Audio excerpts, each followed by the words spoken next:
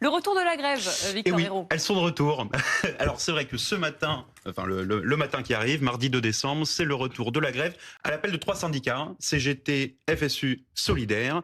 Elles sont de retour. Elles sont de retour pour contester le budget, bien évidemment, budget 2026 qui est jugé socialement injuste. Alors bon, ça c'est le pompon, c'est-à-dire que effectivement les syndicats jugent que le budget est trop à droite, la droite considère que le budget est trop à gauche, personne ne s'y retrouve, c'est la catastrophe.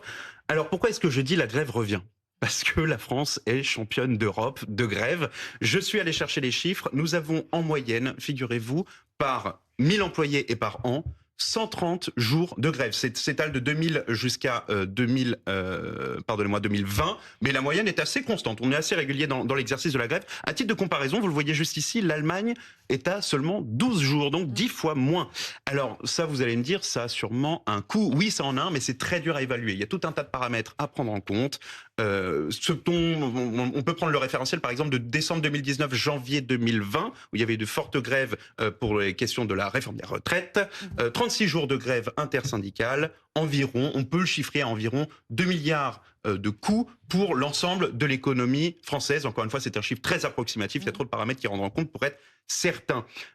Pourquoi est-ce que je dis la grève revient ? Aussi parce que Noël approche. On connaît la musique en général. La période de Noël, c'est la période également des grèves, puisque c'est là que les syndicats peuvent exercer un maximum de pression. Pour l'instant, il n'y a pas eu d'appel à la grève pour Noël. Pour l'instant, non. Pour l'instant, non, mais je m'avancerai pas trop. Je ne dirais pas que Noël se passera sans grève non plus. On est dans une période budgétaire. Enfin, on espère que le budget sera voté, puisque Bruno le croit. Si le budget traîne un petit peu, ce serait un petit peu compliqué d'imaginer qu'il n'y ait pas de grève. J'ai envie de vous dire, alors je conteste pas du tout l'expression la grève revient et c'est toujours navrant, ça je suis d'accord avec vous. Après, sur la comparaison avec les autres pays, je voulais juste vous faire remarquer quelque chose, c'est que les grèves en Allemagne, en Belgique, c'est autrement plus dur, il y en a moins, c'est autrement plus dur que beaucoup des grèves. C'est vrai, les chiffres sont impressionnants. Mais honnêtement, parfois, on ne voit même pas qu'il y a grève. Oui. Il faut être objectif. C'est assez juste. Plus dur en termes de blocage. Quand vous avez 3% ou 4% sur l'ensemble de la fonction publique, franchement, ça se voit même pas. On est plus endurant dans la grève, mais les Allemands sont plus performants que nous quand ils le font. Il y a quelques professionnels, bon voilà, mais c'est vrai que l'impact parfois, là où c'est vraiment embêtant, c'est quand ça touche les transports publics et que les grèves sont importantes.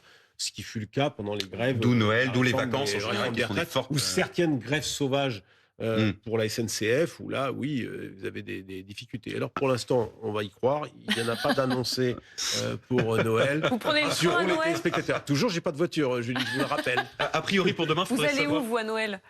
Chez moi, à Angers. Hein. À Angers, vous ? Ah, mais je savais pas que vous étiez d'Angers. Eh ben, a priori, soyez rassurés, demain, les transports devraient ne pas trop être affectés. À part localement, surtout en Occitanie. Mais a priori, pour le reste, ça devrait aller.